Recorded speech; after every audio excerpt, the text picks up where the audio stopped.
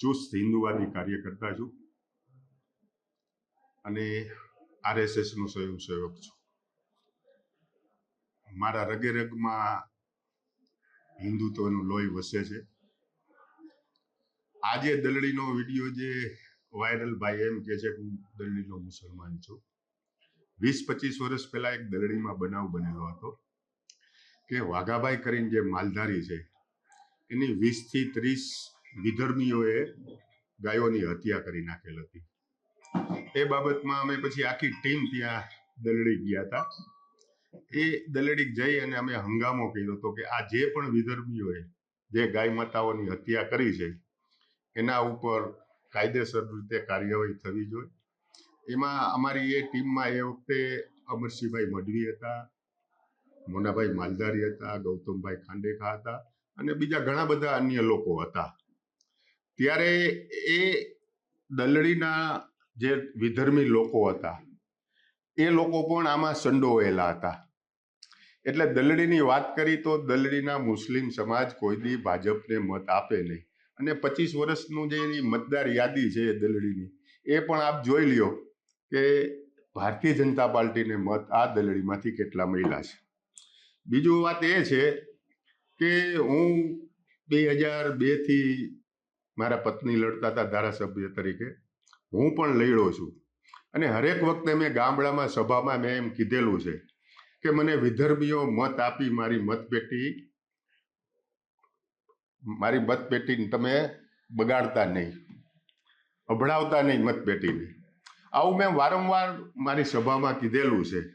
અને આજ પણ હજી હું કહું છું કે મારે તમારા મત જોતા 2.25 લાખ મતદારો આ વિધાનસભા વિસ્તારમાં હિન્દુ સમાજના છે.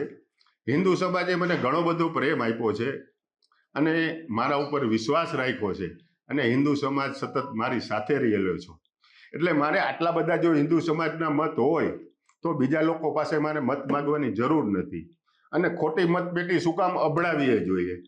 કારણ કે મને જે લોકો કહી રહ્યા છે બજારમાં ઘણું બધું કહેતા હોય, કોઈ લોકો શેતાન કહેતા હોય, કોઈ લોકો સારા કહેતા હોય. એટલે શેતાન તરીકે પણ એ લોકો મને ચિતરી રહ્યા છે. તો એ શેતાનને એ લોકો મત કેવી રીતે આપે? અને આ દલડીવાળાની જે વાત રહી એ આ વિષયમાં મારી ટીખળ કરવા આવ્યો હતો અને એ કોંગ્રેસી હતો અને મારી પાસે ટીખળ કરી અને મને એમ કહે કે મત કોને આપવાના છે. પેલા ભાઈ, હું તારી પાસે ગમે તેટલું કરું, હું તને ગમે તેટલું કહું, તું ભારતીય જનતા પાર્ટીને મત આપવાનો નથી, કોંગ્રેસને જ મત આપવાનો છો. અને તું જે વસ્તુ ટીખળ કરવા આવ્યો છો એ આ તારી ટીખળ છે. અને બીજી વાત એ છે કે મેં દલડી ડીઘલિયામાં કોઈ દિવસ પાણી છોડાવેલ નથી. આવી જ રીતે હું રાત્રે 1 વાગે કુવાડવાથી આવતો હતો અને કલાવડી પાસે એક હોટલ છે, એ હોટલે હું ચા પાણી પીવા ઉતરો એટલે ત્યાં ઘણા બધા લોકો હતા. અપક્ષ ઉમેદવાર હતા, ભારતીય જનતા પાર્ટીના ઉમેદવાર હતા, આમ આદમી પાર્ટીના ઉમેદવાર હતા. એટલે એ લોકોએ બધા એમ કીધું કે આવો નાસ્તો કરવા. એટલે હું બેઠો. હવે એ વાતને પણ લોકોએ વિડીયો ઉતારેલ છે અને એમ કીધું છે કે અહીં અપક્ષ માટે મત માગી. એટલે ભાઈ, ભારતીય જનતા પાર્ટીના ઉમેદવાર છે, આમ આદમી પાર્ટીના ઉમેદવાર છે, અપક્ષ ઉમેદવાર છે અને બધાના કાર્યકર્તા છે. તો હું અહીંયા મત કઈ રીતે માગી શકું? આ એક મને બદનામ કરવાનું કાવતરું છે અમુક તત્વોનું, અને એ બદનામ કરવાનું કાવતરું ઘડી રહ્યા છે. પણ મારી પાસે પુરાવા છે કે ત્યાં આમ આદમી પાર્ટીનો ઉમેદવાર હતો, અપક્ષ ઉમેદવાર હતા અને ભારતીય જનતા પાર્ટીના ઉમેદવાર હતા. ભારતીય જનતા પાર્ટીનો રાજાવડલા સીટનો ઉમેદવાર ભાજપનો પણ ત્યાં હાજર હતો.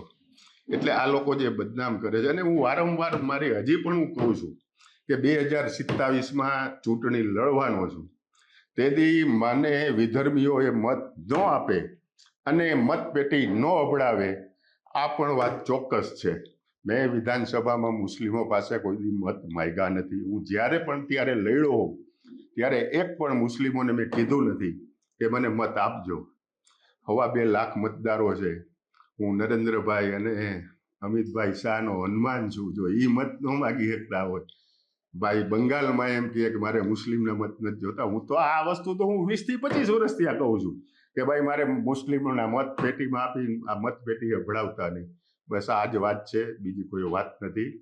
એ કોંગ્રેસનો માણસ હતો. એ કોંગ્રેસના માણસની પાછળ કોઈ પણ મારા વિરોધી તત્વો હોઈ શકે છે. અને હમણાં જ મેં વકીલ પાસે સલાહ માગી છે કે આના ઉપર શું થાય.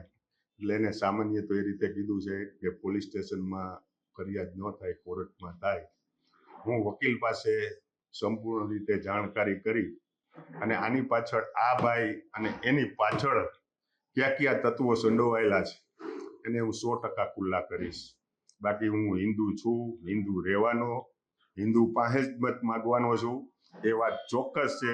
વિધર્મીઓના મારે મત જોતા નથી અને વિધર્મીઓ મારી મતપેટી અબડાવે નહીં, આ પણ ચોક્કસ વાત છે.